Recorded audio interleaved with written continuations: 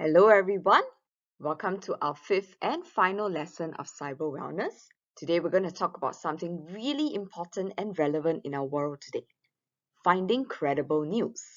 So, here are our learning objectives.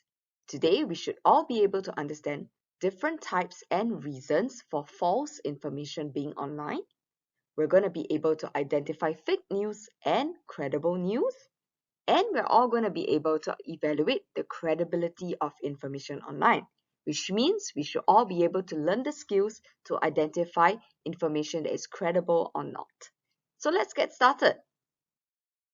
Whenever we read about news or information online and offline, we often associate two words to them. Firstly, credible. Credible means able to be believed or is trustworthy. So if you're reading a piece of news article from the Straits Times, most likely it is credible news, it is trustworthy. The other word we always associate with news and information is the word bias. Bias means having a preference for one thing over another in a way that's unfair. So if you take a look at that picture over there, you see that the Green Goblin is showing a bias against the man with dark skin color. He's hugging only the people with light skin. So that is showing a bias. So sometimes when we read information online, the author might be biased if they are trying to persuade you to believe their stand. If not, then you can consider the article as unbiased. So with this in mind, let's take a look at a piece of information online and see if we can decide whether it's credible or biased. This is an article about corn found from the online website Encyclopedia. Let's have a quick read through it. That's a buccaneer. Oscar Wilde on food price inflation. Corn is a dangerous fruit that grows on a corn tree. It is arguably the deadliest fruit on earth, but many are unaware and gulp it down each year. The fruit itself comprises the following parts. A hard core made of dense organic matter. It is inedible, I have tried. However, dogs regard it as equivalent to meat. Attached to this core are millions of rock-hard yellow kittens. They are tasty, but need butter and salt. Protecting this is a protective paper wrapping, much like the funny pages that protect the news in the Sunday paper. Over on the right of the article, we see a picture that is supposed to represent a typical year of corn. Now, let's have a quick think about this. Is this a piece of information that can be trusted? Well, based on our own experiences, people tend to eat corn quite often when they go to the movies, and that comes in the form of popcorn. So we know that based on our own experiences, corn is not dangerous and it isn't deadly. Furthermore, corn doesn't grow from a tree. It grows as a crop plant. Okay? And something quite interesting to note, the little yellow parts of the corn that we eat are called kernels or the seed of the corn. They are definitely not yellow kittens. That's not the word we call them. All right? And what is wrapping around them? It is not paper. It is actually a protective husk that is actually leaves of the corn plant. All right? So, other clues that we can identify on this article that tell us it's not real, that's a buccaneer. This word buccaneer refers to pirates. So that sort of falls out of place. It doesn't fit in this article at all.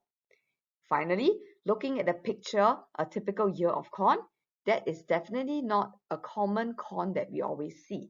Corns don't come in pairs of two, joined at the end. They always come as a single piece. So this is an article we will call biased or not credible. The author who wrote this probably doesn't like corn a lot, and he tries to make up strange information about corn to turn people away.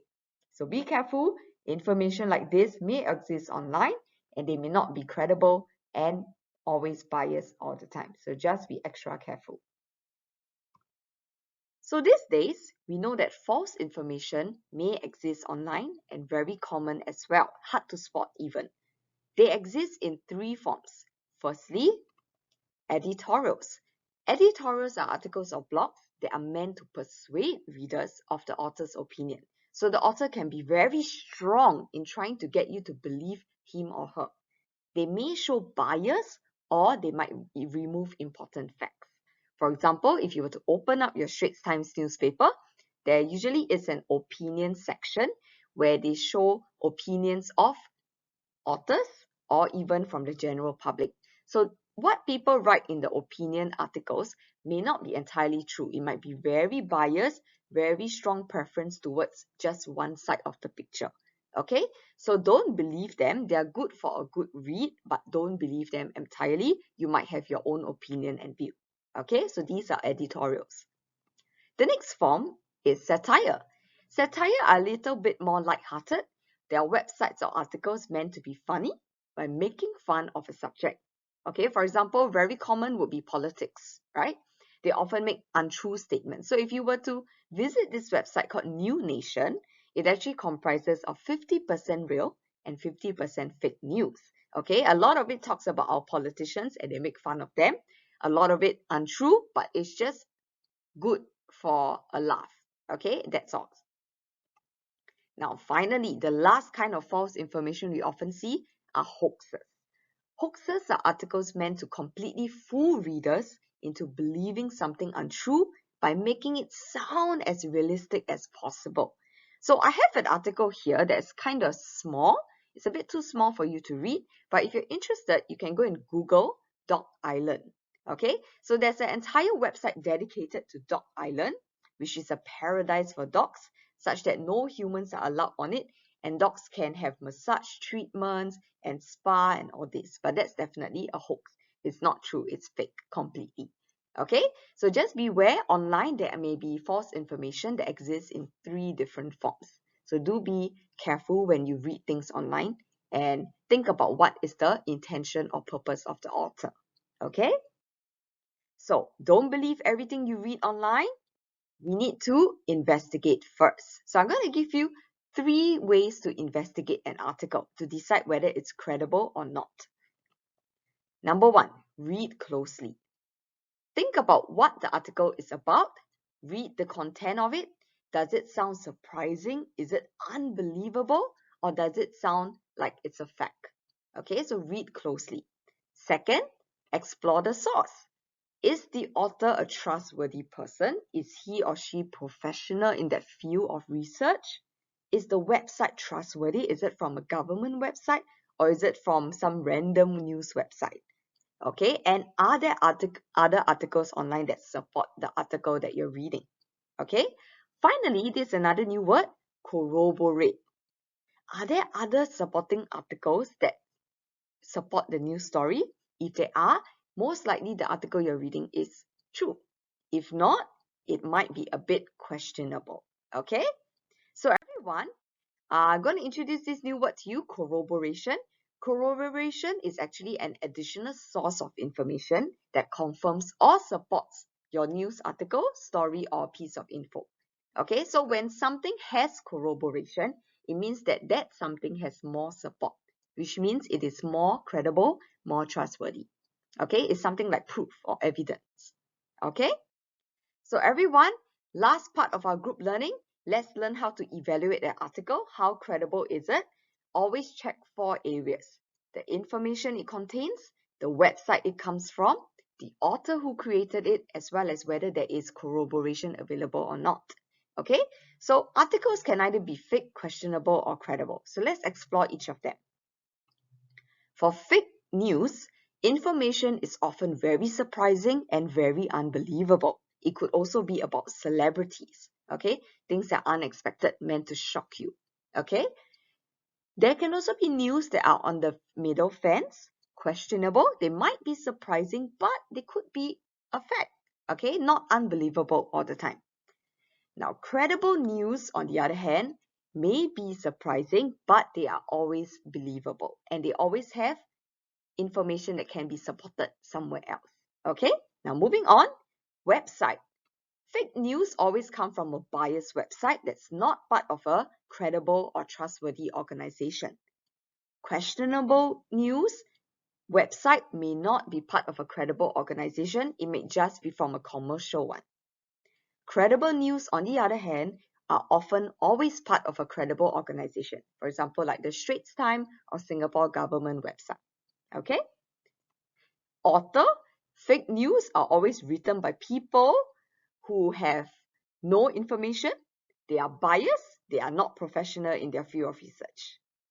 Questionable news have authors who may be biased or may just share an opinion piece. Credible news, on the other hand, usually have no bias. Their author is always professional and sound in their reasons and in the field of research. Okay? Finally, corroboration. Fake news never have supporting sources or corroboration. That's why they are fake. Okay? Nothing else supports them. Questionable news, most of the time they might have other sources of information that might corroborate or support them. So most of the time, yes, they may have support. On the other hand, credible news all the time should have corroboration because it's real news. So it's real. Okay, it has support. All right. So everyone, use this table as a good check-in for you to decide whether an article is credible or not. Okay, so this is a good way to check 4 different areas. So we have come to the end of group learning for today. Very important information for us to know these days. So put your knowledge to the test. Try the quiz that comes later. Very fun activity. You get to go through a few different sources of information and decide whether they are trustworthy or not, credible or not. Okay, so have fun. See you next time.